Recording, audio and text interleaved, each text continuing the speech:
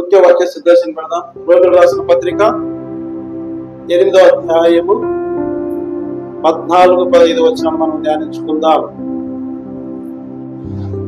రోమిలకు రాసిన పత్రిక 8వ అధ్యాయము 14-15 వచనాలు.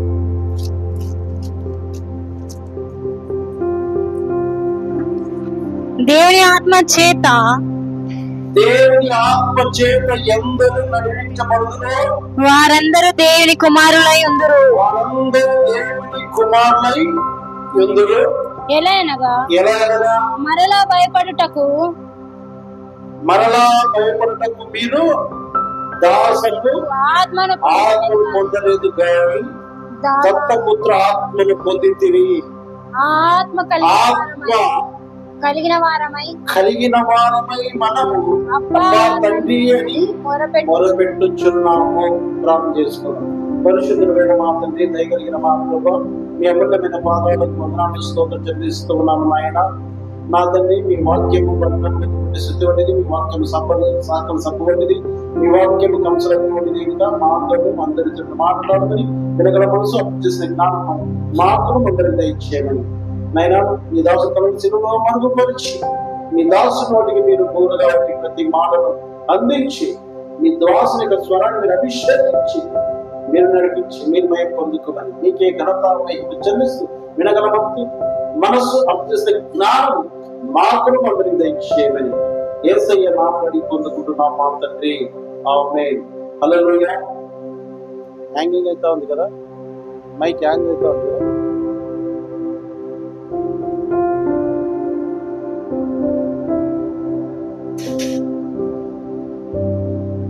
హల్లెలూయా, హల్లెలూయా, హల్లెలూయా. దేవుని నామానికి మహిమ కలుగునుగాక. దేవుని ఆత్మ చేత ఎందరు నడిపించబడుదురో వారందరూ దేవుని కుమారులు. ఎలాగనగా మరలా భయపడుటకు మీరు దాసకు ఆత్మను పొందలేదు గాని. ఏ ఆత్మ పొందలేదట? దాసకు ఆత్మను పొందలేదు గాని దత్తపుత్ర ఆత్మను పొందితిరి. హల్లెలూయా. ప్రభునందు ప్రియమైన దేవుని యొక్క సంగమ, ఇక్కడ దేవుని ఇంట్లో 3 రకముల వారు ఉంటారు. దేవుని యొక్క వాక్యాంశం ఏంటి? దేవుని ఇంటిలో చెప్పండి, దేవుని ఇంటిలో 3 రకముల వాళ్ళు ఉంటారు. హల్లెలూయా. మొదటిది దాసులు ఉంటారు. రెండవది జీతగాళ్ళు ఉంటారు. మూడవది కుమారులు ఉంటారు. ఎవరుంటారండి? మొదటి దాసులు ఉంటారు. రెండవది జీతగాళ్ళు ఉంటారు. మూడవది కుమారులు ఉంటారు. మరి మొదటిగా దాసులు అనేది చూడండి, లూకా రాసిన సువార్త 10వ అధ్యాయము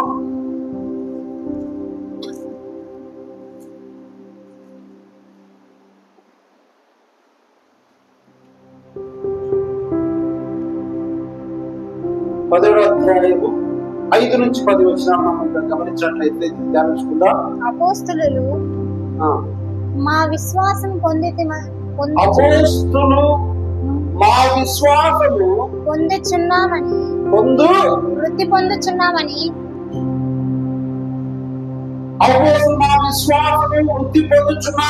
ప్రభుతో చెప్పగా ప్రభువు మీరు ఆవగించంత విశ్వాసం గలవారైతే ఈ కంబలి చెట్టును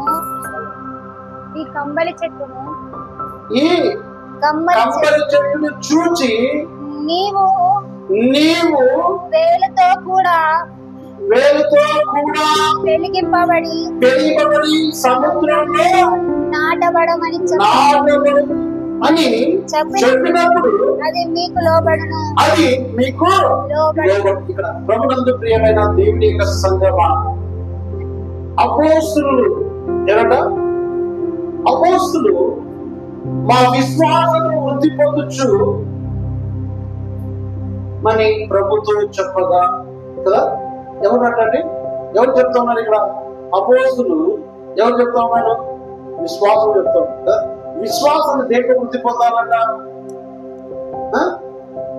ప్రభుతో చెప్పగా కదా.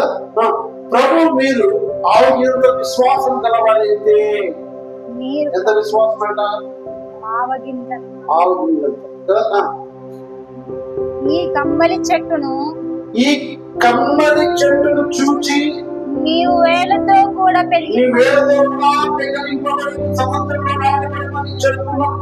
అది నీకు లోబడును. దున్నవాడు గాని మేపువాడు గాని మీలో ఎవరికైనాను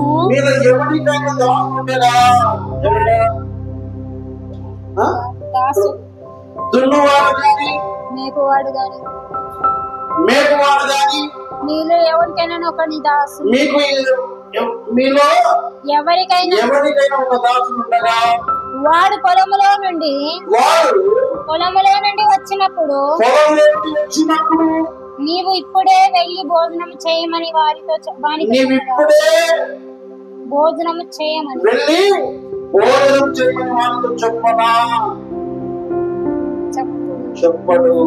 ఎవరికి? దాసు చెప్పగలుగుతారా? బాగా గమనించాలి. ఏమంటున్నాడు? దున్నువాడు గాని మేపువాడు గాని మీలో ఎవరికైనా దాసుడు ఉండగా, ఎవరికైనా దాసుడు ఉండగా పొలములో నుండి వచ్చినప్పుడు నీవు ఇప్పుడే వెళ్ళి భోజనం చేయమని వారితో చెప్పడు. అంతేకాక నేను భోజనము చేయుటకు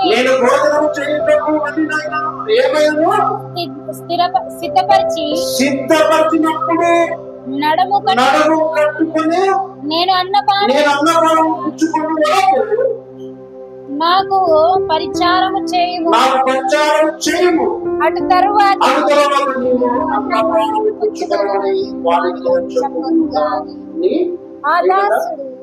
దాసునికి పొలము దున్నవానికి కానీ కదా, ఇంకెవరైనా మేపువానికి కానీ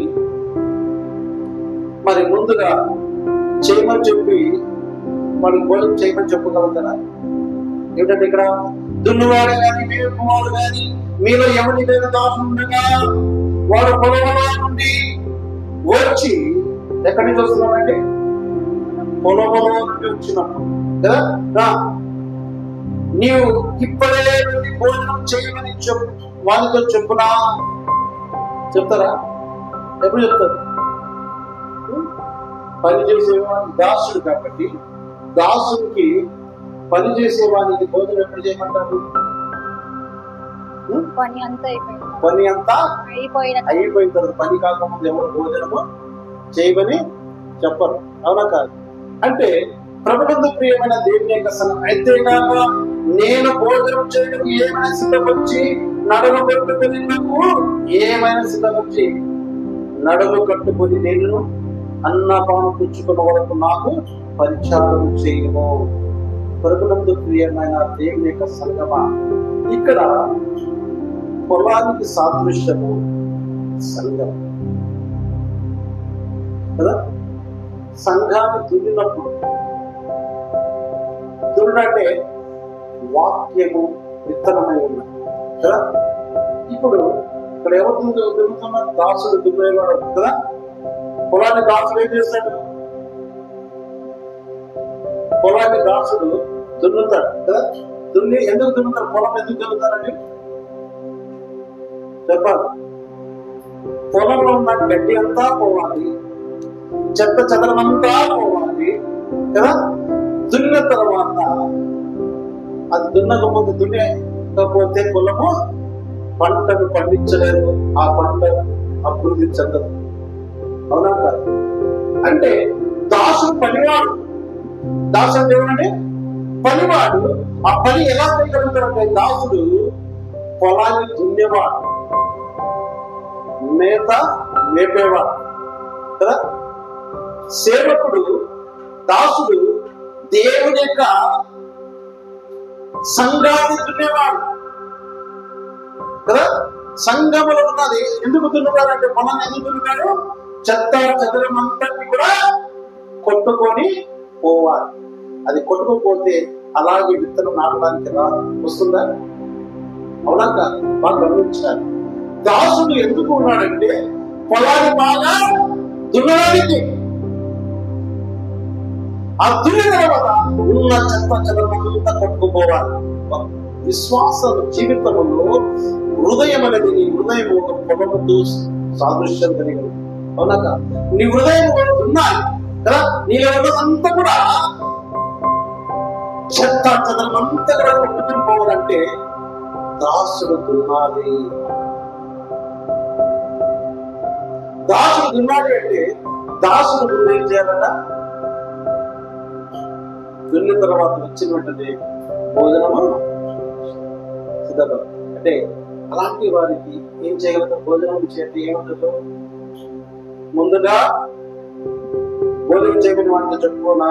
చెప్పడు. అంతే. ఇంకా నేను భోజనం చేయడం ఏమైనా సిద్ధపరిచి నడుము కట్టుకుని అన్నపాలు ఉంచుకున్న వరకు నాకు పరిచారము చేయము. దాసునికి విశ్వాసులు ఏం చేయాలంటే పరిచారించుకో. ఏం చేయాలి? పరిచారించు. అవునా? ఎప్పుడైతే దాసుడు దున్ని సిద్ధపడి నడుము కట్టుకొని కదా, అంటే దున్నడానికి ఏం కావాలి? దాసుడు ఒకటి గట్టి దున్నాలంటే, ఇప్పుడు పొలం దున్నేవాడు ఒకటి దున్నగలం కదా, ఎద్దులు కావాలి కదా, తర్వాత మెడకి కావాలి. అవన్నీ ఉన్నప్పుడే పొలాన్ని దున్నగలం. కానీ ఒక వ్యక్తి దున్నడానికి సాధ్యమవుతుందా? అవునా కాదు? మరి అందుకే యేసుప్రభు నా కాడిని మోసుకు నన్ను వెంబడించండి అన్నాడు. యేసుప్రభు యొక్క కాడి ఏంటి? ఒక ఎత్తు పొలము దున్నడానికి సాధ్యమవుతుందా? రెండు ఎత్తులు ఉంటేనే దున్నడానికి సాధ్యం.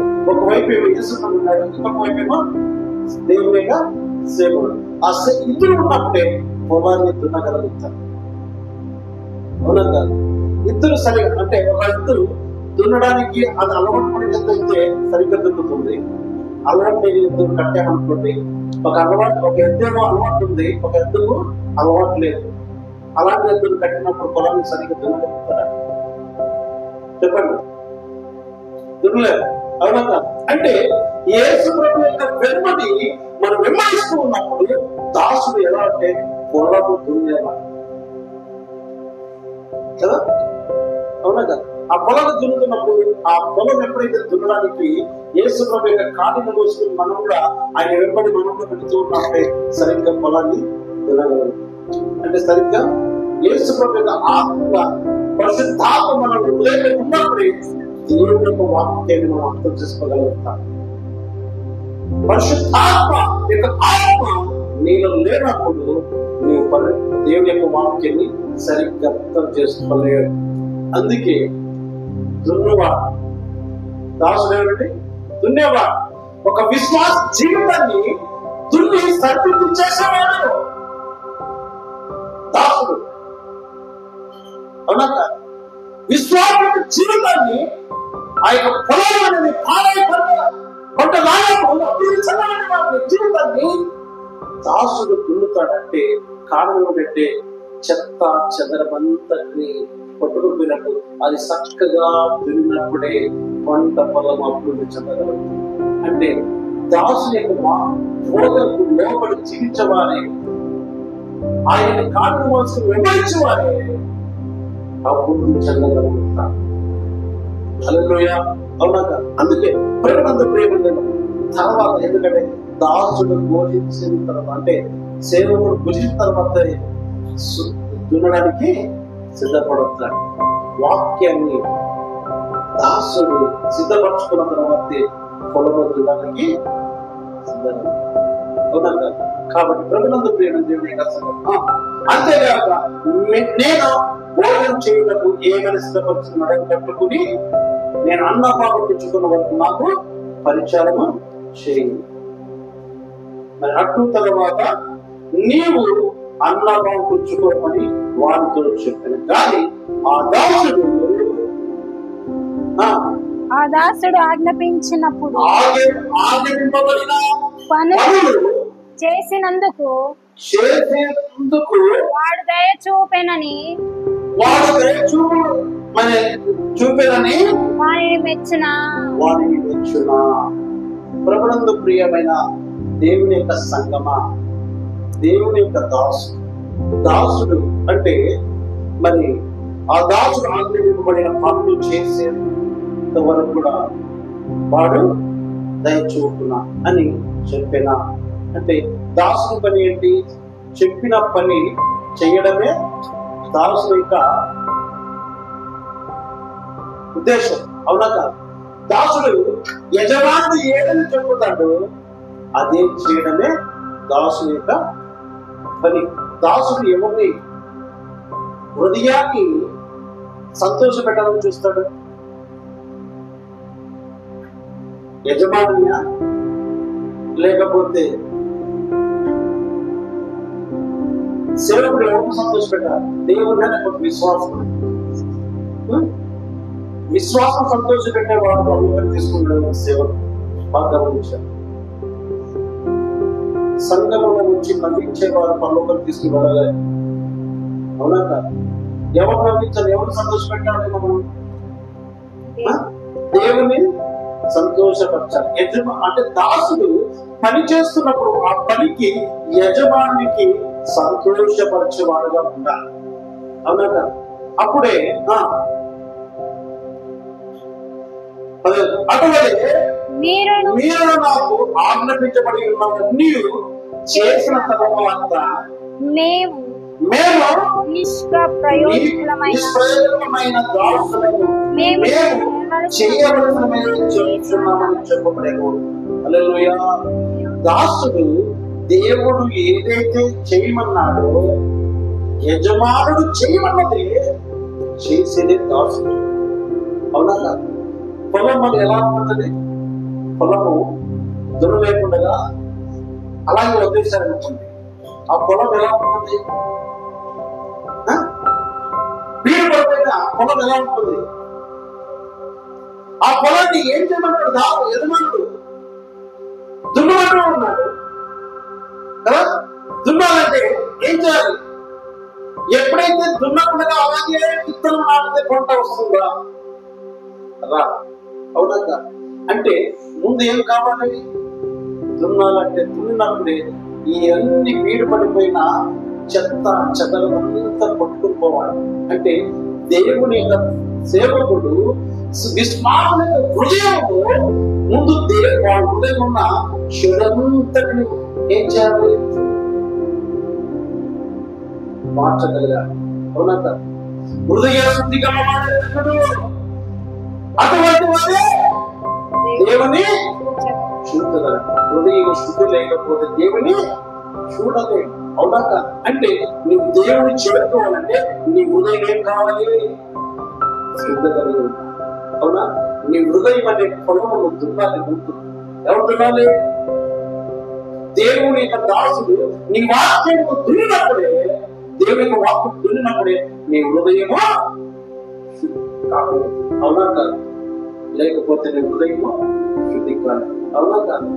ఎప్పుడైతే హృదయాన్ని శుద్ధి చేసుకోలేనాడు అటువంటి వారు దేవుని చూడాలి. హృదయ శుద్ధి లేని వారు దేవుని చూడాలి. అందుకే దేవుని యొక్క వాక్యాన్ని వినగలిగినప్పుడే, దేవుని యొక్క వాక్యం దాసుడు బోధిస్తూ ఉన్నప్పుడు నీ వినగలిగినప్పుడు నీ హృదయంలో ఆ విత్తనము నాటబడినప్పుడు అభివృద్ధి చెందుతావు.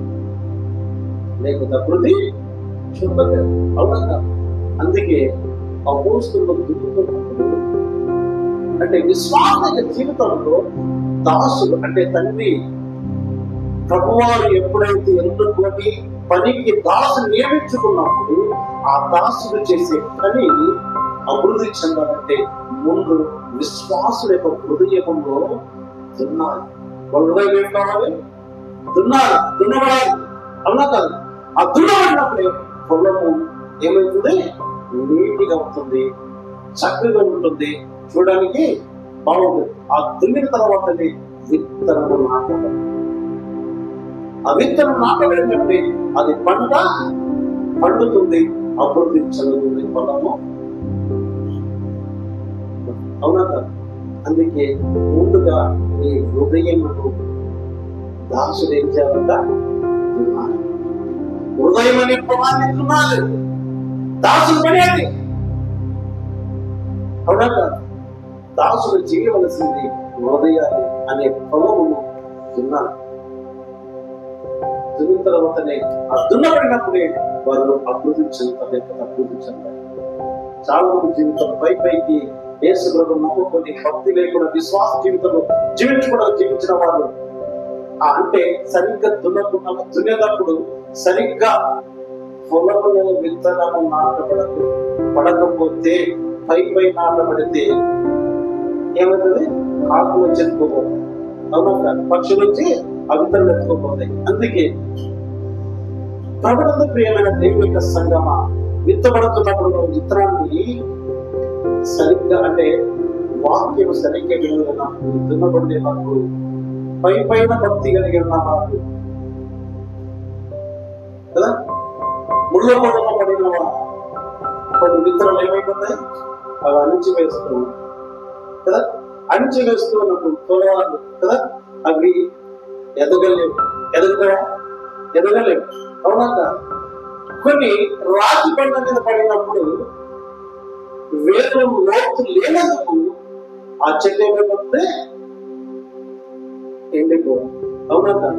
ఎప్పుడైతే లోతుగా అంటే దున్న తర్వాత విత్తనం లోతుగా విత్తిన తర్వాత మంచి పంట ఫలిస్తుంది. అటువంటి వారి అంటే నీ హృదయం అనే పొలం బాగా దున్నబడినప్పుడు, లోతుగా విత్తనం నాటబడినప్పుడే నీ అభివృద్ధి చెందు, లేకపోతే అభివృద్ధి చెందలేదు. హల్లెలూయా. అవునా? అందుకే దాసుని యజమాని పని తర్వాతే మరి ఏమైనా. అవునా? దాసుని యొక్క పని అంటే యజమానుడు చెప్పిన పని తర్వాత వేరే పని ఏదైనా. అవునా కదా? చివరి తన సొంత పని కూడా తర్వాతే చేసుకుంటాడు. అవునా? ఎందుకంటే యజమానుడు చెప్పిన తర్వాత యజమాని పని చేయడానికి తెచ్చుకోవాలి. రెండవది, యజమాని నుండి కృతజ్ఞతలు ఆశించి పని చేస్తారు. అవునా కదా? యజమాని నుండి ఏం కొనుక్కోవడానికి? కృతజ్ఞత. యజమానుడు సంతోషించడానికి ఆశపడి పని చేస్తాడు. అవునా కదా? మూడవది, నేను నిష్ప్రయోజనమైన దాసుని అనే స్వభావం కలిగి ఉంటాడు. నేను నిష్ప్రయోజనమైన స్వభావం కలిగిన దాసుని అనే స్వభావం కలిగి ఉంటాడు. నాకు ఎంత పని చేసినా చేయవలసింది మాత్రం చేస్తున్నా అని చెప్పి. దాసుని పని ఏమిటంటే ఎంత చెప్పినా యజమాని చెప్పిన పని చేసే వరకు చేయాలని వాడే నిజమైన దాసు. అవునా కదా? యజమాని చెప్పిన పని సరిగ్గా చేయకపోతే ఆ పనికి దాసుడు ఎప్పుడు కానీ కాదు. అవునా కదా? మరి సేవకుడు ఏం చేయాలి? విశ్వాసం యొక్క పొలం దున్నాల్సిందే. దున్నిన తర్వాత ఏం చేయాలి? ఆ చెట్టు మొలకెత్తిన తర్వాత ఏం చేయాలి? కలుపులు తీయాలి కదా. కలుపు తీయకపోతే కలుపు ఏం చేస్తారండి పొలంలో? కలుపు తీయకపోతే చెట్టు పెరగదు. చెట్టు పెరగకపోతే అది ఫలం తీయదు. అవునా? మరి దాసుని యొక్క పని ఏంటి? పొలం దున్నాలి, తర్వాత కలుపు తీయాలి, కలుపు తీసిన తర్వాత చెట్టు ఎదగాలి, చెట్టు ఎదిగిన తర్వాత పంట అనేది చెట్టు ఏమైతుంది? ఎదిగిన తర్వాత పంట ఇస్తుంది. పంట ఇచ్చిన తర్వాత ఏం చేయాలి? కోయాలి. ఇవన్నీ దాసునిక పని కదా. విశ్వాస జీవితంలో మరి వాక్యము విన్న తర్వాత నీ హృదయంలో ఉన్న కలుపు ముక్కలు పెరుగుతున్నప్పుడు దాన్ని కూడా ఏం చేయాలి? చెక్కకూడదు. మరి సేవకుడు గద్దిస్తూ ఉన్నప్పుడు అంటే నీ జీవితాన్ని సరి చేయడానికే, నీ బ్రతుకులను అభివృద్ధి చెందడానికే కలుపు ముక్కలు చెప్తానే. అవునా? దాసుని యొక్క పని యజమానుడు చెప్పిన పనిని యజమాని సంతోషపరచడానికే యజమాని యొక్క పని. అవునా? అది మరి ఆ పంట ఫలవంతుని తర్వాత ఫలించకపోతే ఫలించని చెట్టు ఏం చేస్తారండి? నరికివేసి అగ్నిలో కాల్చడానికి తప్ప దేనికి మరి దానికి కూడా పనికిరాదు. అవునా కదా? మరి దాసుడు యజమానుడు చెప్పిన పనిని సరిగ్గా చేయకపోతే, సరిగ్గా దున్నకపోతే ఆ చెట్టు ఏమైంది? అపలమైంది, అప్పుడు చదవదు. అవునా కదా? మరి వాక్యం నేను విత్తినప్పుడు దాసుడు నీవు హృదయంలో దున్నప్పుడు నేను ఫలించే చెట్టుగా ఉండాలి, ఫలించని చెట్టుగా ఉండాలి. దాసుడు కలిగి యజమానుడు చెప్పిన పని చేయాల్సింది. అవునా కాదు? మరి రెండవది జీతగాడు. రెండవది ఏమంటే జీతగాడు. జీతగాడు ఏం చేస్తాడు చూడండి. యోహాను సువార్త 10వ అధ్యాయం 12 13 వచ్చిన తొందరగా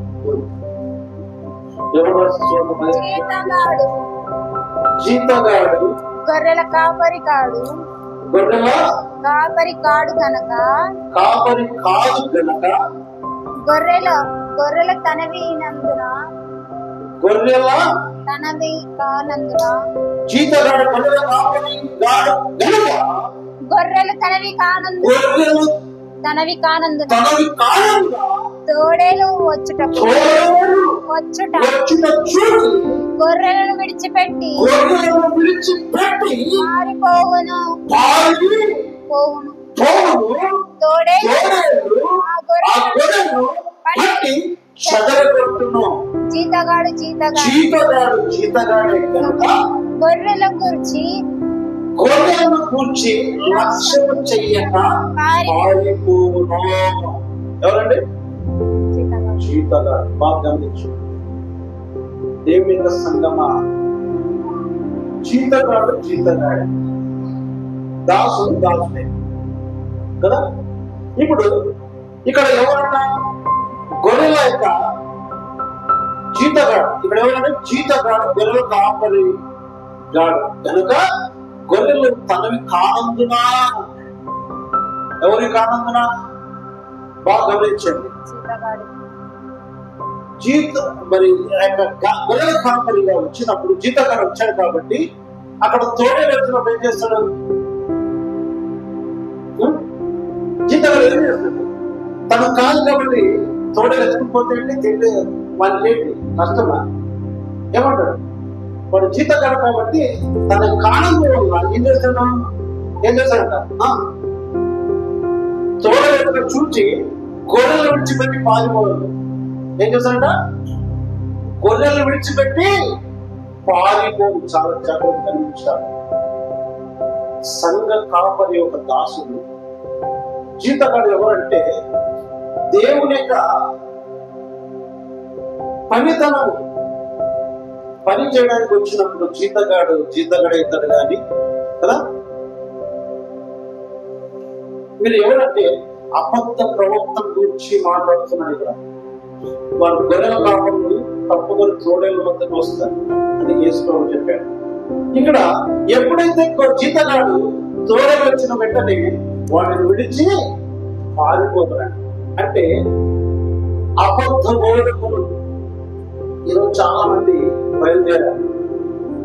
తోడేళ్ళు మధ్యలో గొర్రెలు కాపరులు వచ్చినప్పుడు సంఘములో సంఘ కాపరికి బాధ్యత ఉంటుంది.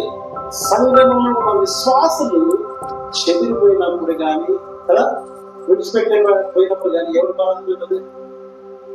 సంఘ కాపరికి బాధ్యత ఉంటే కన్నీరు కూడా.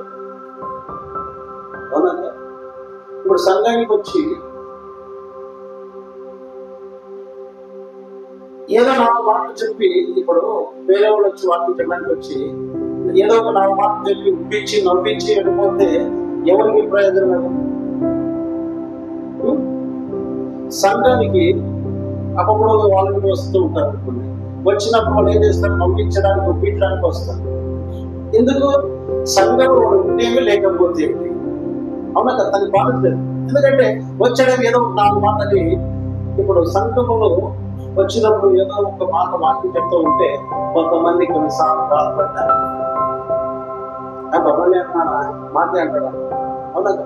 జీతగాడు ఎందుకంటే జీతగానికి బాధ్యత ఉండదు, ఉంటుందా? అవునా కాదు? జీతగానికి బాధ్యత ఉండదు కాబట్టి జీతగాడు ఏం చేస్తాడే తన జీతం కొరకే వైపు చూస్తుంది. అవునా కాదు? మరి ఈ తోడే వచ్చినప్పుడు ఏం చేస్తాడు? ఇప్పుడు సంఘ కాపరి సంఘములో ఉన్నప్పుడు విశ్వాసులకు ఏదైనా జరిగిందంటే సంఘ కాపరి ముందు పరిగెత్తుకుని వెళ్తారు వెళ్ళడా? ఎందుకు? తన యొక్క పిల్లలు అని చెప్పి భావించి కష్టాలు కానీ బాధలు కానీ వ్యాధులు కానీ రోగాలు కానీ హాస్పిటల్ ఉన్నా కానీ ముందు కాపరి ఉంటాడు ఉండడా? జీతగాడు అయితే ఉంటాడా? వస్తాడా? రాడు. ఎందుకు? తన జీతగాడు కాబట్టి గొర్రెలు తన కాదు కాబట్టి చెదిరిపోతాయండి. అవునా కాదు? తోడలు ఎత్తుకుని పోతాయండి, వెనకపోతాయండి, సాధారణ పడుకు వచ్చి లాక్కుపోతాయండి. అవునా కాదు? అది బాధ్యత ఉండదు. ఎందుకు? జీతగానికి బాధ్యత అనేది ఉండదండి. ఇప్పుడు సంఘములో ఎవరికైనా ఏదైనా జరిగిందంటే మనం ఏం చేస్తాం? పరిగెత్తుకుంటున్నాం. అవునా కాదు? అదే వేరే వాళ్ళు వచ్చి ఇప్పుడు వాక్యం చెప్పడానికి వచ్చారు, వాక్యం చెప్పినప్పుడు ఈ సంఘం మీద జరిగితే వెంబడిస్తారా? వెనక్కి వస్తారా? రాలేడు. అవునా కాదు? ఇక్కడ వచ్చినప్పుడు ఈ జీతగాడు ఏం చేస్తాడ? విడిచి పారిపోతాడంట. విడిచి పారిపోడు. నేను గొడవ మంచి కాపరని ఏమంటారు? నేను గొర్రెల మంచి కాపరి. జీతగాడే కనుక నేను గొర్రెలను గూర్చి లక్ష్యము చెయ్యగా పారిపోయి. ఎవరు? జీతగాడు.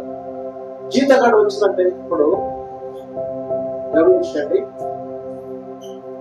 గొర్రెల కాపరి మధ్యలో తోడేలు వచ్చినప్పుడు ఏం చేస్తాడు? నిలిచి పారిపోతాడు. అవునా? తోడేలతో వాడు వ్యాఖ్యం అవుతుందా? వ్యాఖ్యం అవ్వలేదు. ఎందుకంటే ఇప్పుడు జీతగాడే. వాడెవరు?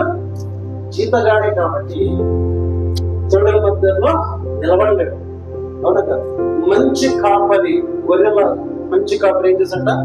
13 జీతగాడే కనుక గొర్రెలను లక్ష్యం చేయక పాల్గొని నేను గొర్రెల మంచి కాపరి.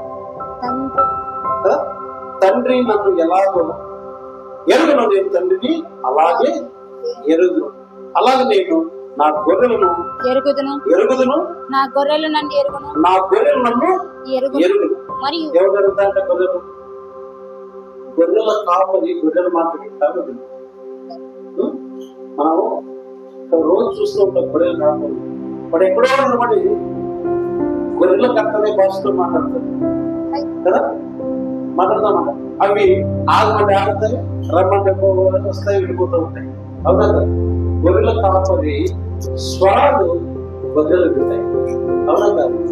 మరి విశ్వాసులు సేవకుని యొక్క స్వరము వినగలిగిన వారే మంచి గొర్రెలు.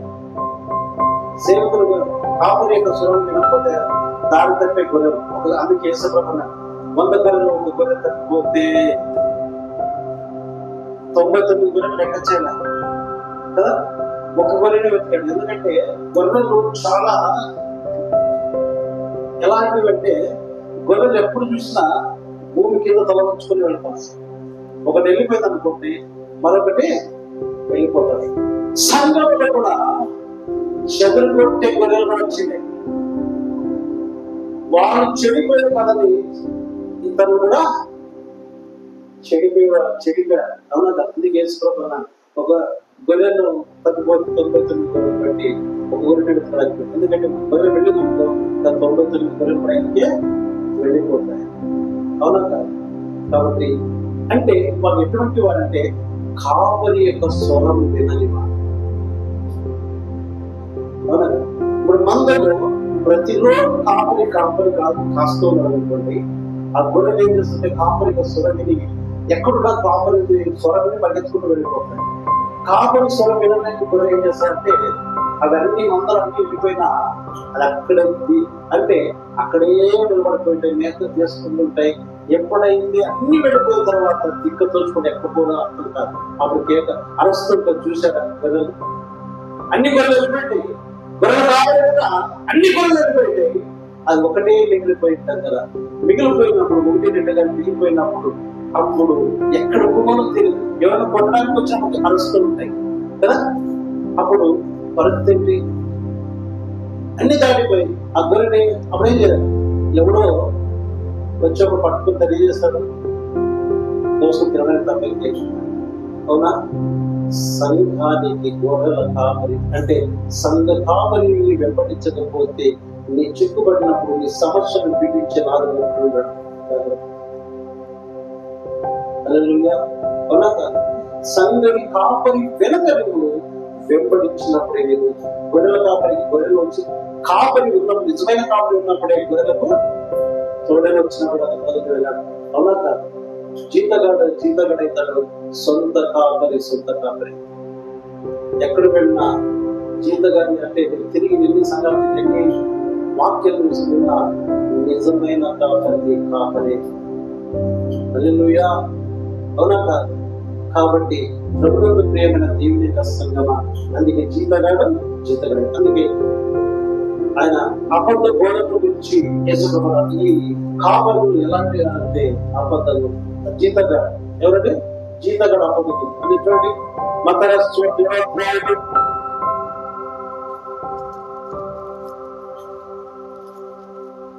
15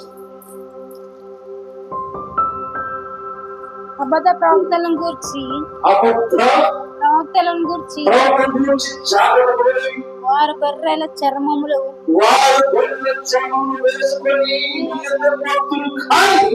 లోపల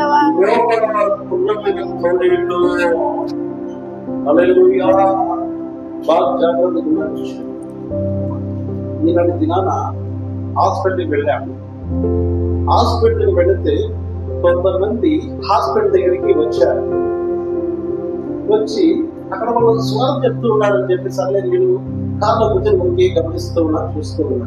వాళ్ళు ఏమంటున్నారంటే శనివారమే ఆరాధన. ఎవరట? శనివారం అని ఏమి చెప్తారంటే సరే అని చెప్పి వాళ్ళు పిలిచారు. ఎక్కడ మీ సంఘం అంటే పలానా చోట. సరే మీ సంఘ కాపులు ఎవరు అంటే మాకు సంఘ కాపులు ఒకరు కాదండి, ప్రతిరోజు ఒకరు వస్తుంటారు, ప్రతిరోజు ప్రాంతం ఉంటుంది, ప్రతి ఒక్క మాకు ఎక్కడి నుంచి బెంగళూరు నుంచి, తిరుపతి నుంచి, హైదరాబాద్ నుంచి, అమ్మ ఎక్కడి నుంచి వచ్చినా వచ్చి ఒక సంఘానికి కాపు ఉంటాడు కదా, ఆ కాపుని పేరు ఏంటంటే చెప్పట్లేదు. హల్లెలూయా. ఆ కాపుని పేరు ఏంటంటే చెప్పట్లేదు. ఈ వింటూ ఉన్నప్పుడు అక్కడ వింటేవాడు సార్ ఆమె వాక్యం చెప్తున్నారు కదా, వాక్యం చెప్తున్నారు కరెక్ట్, నీకు దేవుడు నమ్ముకున్నావా? నమ్మకం. నీకు రక్షణ పొందావు కదా, పొందావు. అయితే నీ సంఘంలో సంఘ కాపరి ఏమిటంటే చెప్పగలుగుతాను చెప్తాను. మరి సంఘం ఉంది, నీ కాపరి ఉంది, కాపరి ఉన్నాడు. నీకు సంఘాల్లో మరి కాపరి నీకు బోధించిన వారు ఉన్నప్పుడు వీళ్ళు ఏం బోధిస్తున్నారో నీకు అది విన్నావా? నువ్వు గ్రహించగలిగావా? సత్యం తెలుసుకోగలిగావా? మరి నీ సంఘంలో ఆదివారం ఆరాధన ఉంటుందా, శనివారం ఆరాధన? అంటే నీ సంఘ కాపరి కరెక్ట్ పీక ఎవరు కరెక్ట్ చెప్పండి అన్న. అంటే లేదు సార్ మా సార్ చాలా సంవత్సరాల నుంచి చాలా వాక్యం మాకు నేర్పిస్తున్నారు, చెప్పారు, మాకు కరెక్ట్గా చెప్పారు. మరి మీ సేవలు కరెక్టా లేకపోతే మీ చెప్పారు కరెక్టా? అందుకే ఎలాంటి వల్ల అబద్ధ ప్రవక్తల గురించి జాగ్రత్త పడి, అబద్ధ బోధకులు ప్రవక్తలు నోటు కంటే ప్రవక్తలు చెప్తూ ఉంటారు కదా, వారి గురించి జాగ్రత్త పడండి. వారు గొర్రె చర్మం వేసుకొని ఎందుకు వద్దురు? ఏ చర్మం తోడలు ఏ చర్మం వస్తుందా? గొర్రెల చర్మం కదా. వచ్చి ఏం చేస్తా అంటే వాళ్ళు లోపలికి వచ్చి వారు కుర్రమైన తోడేళ్ళు. అవునా కాదు? వారి ఫలాల వలన మీరు వాటిని తెలుసుకుంటారు. ముళ్ళ పొదలు, ద్రాక్ష పండ్లను, పళ్ళ వేరు చెప్పు అందరం పండ్లమైన ఏం చేస్తారు వాళ్ళు? ఈరోజు చాలా మంది సంఘాల్లో చెదలు కొట్టే వాళ్ళు చాలా మంది ఉన్నారు. అనేక గొర్రెలకు మధ్యలో వచ్చి తోడేల మధ్యలో వచ్చి తోడేలాగా వచ్చేస్తాయి కదా. గొర్రె చర్మం కప్పుకుని వస్తాడు అబద్ధకులు బోధకులు. ఉన్న సంఘాన్ని చెప్పుకుంటే వచ్చాను అని చెప్పాను. ఈ సేవకుడు పట్టిన గంపలో ఉన్న చేపలు ఇంకొక పట్టకు పోదేమో అంటే వీళ్ళేటట్టు అప్పుడు అర్థమైన వాళ్ళకు. హల్లెలూయా. అవునా కాదు?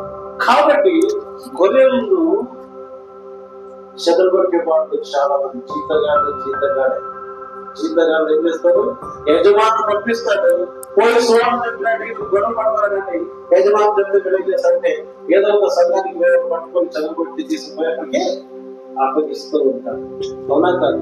కాబట్టి ప్రభునందు ప్రేమ దేవుని సంఘం. అందుకే అపోస్తలుడు పౌలు అంటున్నటువంటి నేను వెళ్ళిపోయిన తర్వాత కుర్రమైన తోడులను ప్రవేశించున్నాను. చూడండి 20-29 వచ్చింది. అపోస్తలుల కార్యములు తొందరగా జరగండి. 20-29 వచ్చింది. నేను వెళ్ళిపోయిన తర్వాత క్రూరమైన తోడేండ్లు మీలో ప్రవేశించు వారు మందరు కనికరింపరు. ఏం చేశారట?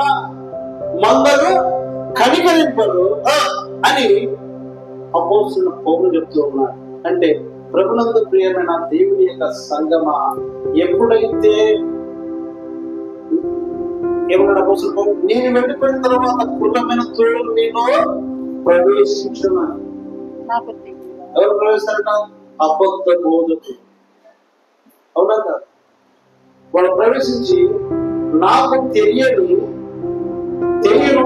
అను వారందరూ మందను కనికరింపరు మరియు శిష్యుల ఈడ్చుకొని పోవాలని వంకర మాటలు పలుకు మనుషులు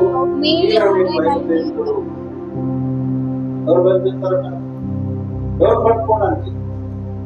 శిష్యులు కదా. ఎవరంట? ఒక సంఘానికి వెళుతున్న విశ్వాసులను పట్టుకోవడానికి.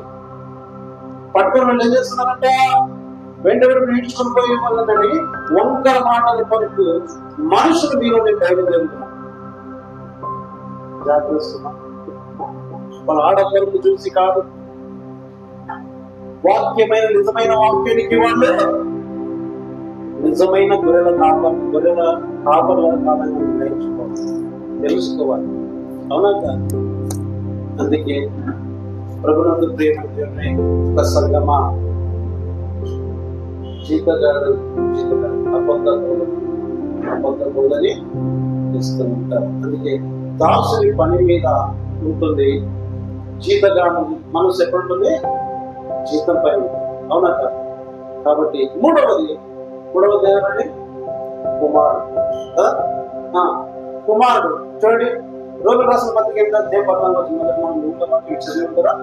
దేవుని ఆత్మ చేత ఎందరూ నడిపింపబడదు. ఎవరు చేత? రోగుల రాసిన పత్రిక 14 దేవుని ఆత్మ చేత ఎందరూ నడిపింపబడదు వాళ్ళందరూ ఏమై ఉన్నారట? దేవుని కుమారులందరూ. ఎవరు ఆత్మ చేత నడిపింపబడేవారు? ఎవరు ఆత్మ చేత నడిపింపబడేవారు? కుమారులై ఉంటారు. దేవుని కుమారులై ఉంటారు.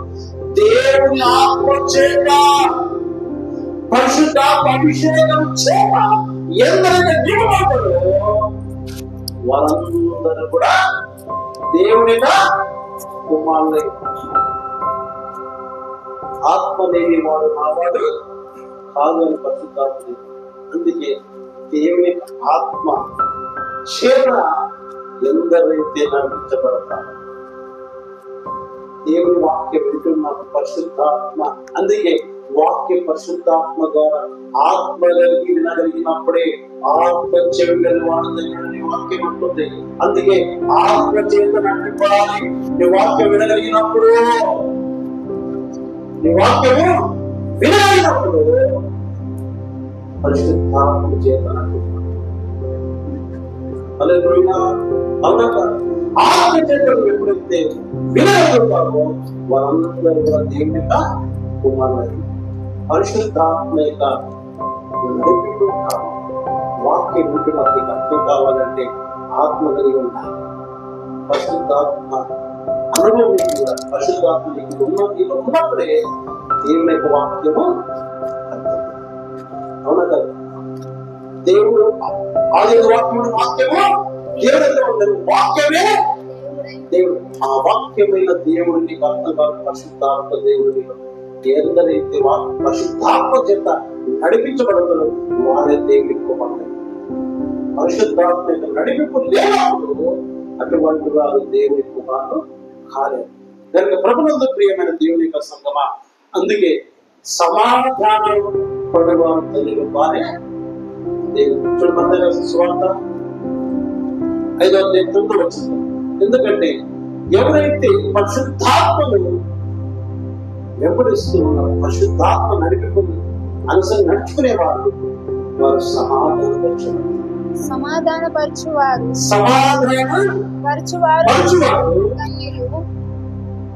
ధన్యులు వారు దేవుని కుమారులు అనబడతారు. ఎవరంటే సమాధానపరచు. కుటుంబాల్లో సమాధానం ఉండాలంటే ముందు పరిశుద్ధాత్మ ఉండాలి. అవునా? ఏ కుటుంబం అయితే పరిశుద్ధాత్మ లేకపోతే ఆ కుటుంబం సమాధానం ఉండదు. సమాధానం రావాలి అంటే ముందు పరిశుద్ధాత్మ ఉండాలంటే దేవుని యొక్క భయభక్తులు కలిగి ఏ కుటుంబం అయితే కుటుంబం కలిసి ప్రార్థన చేస్తుందో ఆ ప్రార్థన చేసే కుటుంబంలో పరిశుద్ధాత్మ ఉంటుంది. ఆ పరిశుద్ధాత్మ ఉన్న కుటుంబమే సమాధానం ఉంటుంది. పరిశుద్ధాత్మ లేని కుటుంబంలో సమాధానం ఎప్పుడు ఉండదు. అవునా? సమాధాన పరచువారు తల్లి వారు దేవుని కుమారులు. ఒక రోజు నేను సిటీ బస్సు హైదరాబాద్ వెళుతూ ఉన్నాను. సిటీ బస్సు హైదరాబాద్ వెళుతూ ఉన్నప్పుడు ముందు DCM యొక్క లారీ వెళుతూ ఉంది. DCM లారీ వెళుతూ ఉన్నప్పుడు ముందు వెళుతూ ఉంది. సడన్ గా బైక్ కూడా అడ్డం వచ్చింది. బైక్ కూడా అడ్డం వస్తేనే ఇప్పుడు DCM వాడు బైక్ లో కాపాడాలి లేకపోతే ఢీ కొట్టాలి. వాడు సడన్ గా బ్రేక్ కొట్టాడు. సడన్ గా బ్రేక్ కొట్టిన తర్వాత వెనక సిటీ బస్ నేను కూర్చున్నాను. సిటీ బస్ ఏం చేశాడంటే ఆ DCM లారీ బ్రేక్ పట్టుకుని ఎదురు పోయి లారీ గుద్దేశాడు. లారీ గుద్దేసిన వెంటనే గ్లాస్ పగిలిపోయాడు. పగిలిపోయిన తర్వాత ఈ డ్రైవర్లు ఆ ఇందులో కూర్చున్న పెద్దలందరూ కూడా పోయి ఆ DCM డ్రైవర్ కొట్టడానికి వెళ్ళిపోయారు. DCM డ్రైవర్ కొట్టడానికి వెళ్ళిపోయిన తర్వాత నేను అందరూ అరుస్తున్నాను. అందరూ ఎవరిపైన ఎవరు తప్ప DCM డ్రైవర్ తప్ప లేకపోతే సిటీ బస్ డ్రైవర్ తప్ప వీళ్ళు గ్రహించుకోవట్లేదు, తెలుసుకోవట్లేదు. ఊరికే ఈ డ్రైవర్ DCM డ్రైవర్ ఎప్పుడైతే కొట్టడానికి వెళ్ళిపోయిన తర్వాత బ్యాంకులు కూడా అరుస్తున్నారు. అందరి మధ్యలో వెళ్ళి ముందు ఆగండి అంటే ఎందుకంటే డ్రైవింగ్ ఫీల్డ్ లో తప్పు నిజంగా మనకు తెలుసు. ఎందుకంటే డ్రైవింగ్ మనకు బాగా తెలుసు కాబట్టి మనం వాళ్ళతో మాట్లాడగలుగుతాం. అవునా? అప్పుడు ఏమన్నానంటే వెళ్ళి వీళ్ళందరూ కూడా బ్యాంక్ ఒకటే అర్థం కాలేదు. DCM డ్రైవర్ బ్రేక్ కొట్టడానికి చెప్పి కొట్టాడని చెప్పి ఈ డ్రైవర్ కొట్టడానికి వీళ్ళకి అందరూ చెప్పారు. ఎందుకు అరుస్తున్నారు? తప్పు ఉంది. DCM డ్రైవర్ ఎందుకు DCM డ్రైవర్ ఏం తప్పు ఉంది? నేను కూడా కూర్చొని ఉంటుంది. ఇది మీ బస్సులో కూర్చొని కదా, తప్పు డ్రైవర్ బస్సు డ్రైవర్ తప్పు. ఎందుకు వాడు ఎందుకు కొట్టాడు బ్రేక్? అప్పుడు బైక్ వచ్చాడు కాబట్టి బైక్ బట్టి బ్రేక్ కొట్టాడు. నువ్వు ఎక్కడ ఉండాలి? ఆ DCM కంటే ఎన్నడూ ఉండాలి. నువ్వెందుకు బ్రేక్ కొట్టావు? అది వెళ్ళిపోతుందని చెప్పుకోవట్లేదు. ఎవరు తప్పు? DCM డ్రైవర్ బైక్ వచ్చిన వాడిని బైక్ కాపాడడానికి బ్రేక్ కొట్టాడు అడ్డు వచ్చినందుకు. మరి నీవు బ్రేక్ కొట్టావా? మరి దాని వెనుక నువ్వు ఎన్ని అడుగుతూ ఉండాలి అని నేను అప్పుడు మాట్లాడుతున్నట్టు వీళ్ళు బస్సు మాకు అర్థం పగిలిపోయింది, మాకు అందరూ డబ్బులు ₹1 కట్టేయలేడు, పోలీస్ కంప్లైంట్ ఇస్తాకి దానికి నేనే సాక్ష్యం అని చెప్పినప్పుడు డ్రైవర్ పిలిచాను. సార్, ఇంతమంది బస్సులో ఉండి కూడా ఒక్కరు కూడా నిజమైన సాక్ష్యం చెప్పలేకపోయారు, మీరు ఎవరు సార్ అన్నారు. అయ్యా నేను పాల్చి సార్ నిజంగా మీరు చేసుకోవడం నమ్ముకున్నాను కాబట్టి నిజ న్యాయం అనేది మాట్లాడుతూ అని చెప్పారు. అంటే సమాధానపరచువారు ధన్యులంట. వాళ్ళు ఎవరండి? వాళ్ళు ఎవరు? దేవుని కుమారు. అంటే మనం ఎప్పుడైతే సమాధానం అంటే రెచ్చుబట్టే వారిగా ఉన్నవారు దేవుని కుమారులు కానీ, అంటే కొట్లాడుతున్నప్పుడు నిప్పును ఇంకా పెట్టకపోతే అది నిప్పు ఏమవుతుంది? ఇంకా మండుతూనే ఉంటుంది. అవునా కాదు? అంటే ఎప్పుడైతే మనం దేవుని కుమారులు అనబడాలంటే సమాధానం వచ్చేవాడు. అయితే డ్రైవర్ ఒకవేళ అన్యాయంగా ఈ బస్సు డ్రైవర్ అన్యాయం ఉద్దేశి అన్యాయం కొట్లాడుతున్నాడు, ఆ వ్యక్తితో డబ్బులు కట్టమని చెప్పి కొట్లాడుతున్నాడు.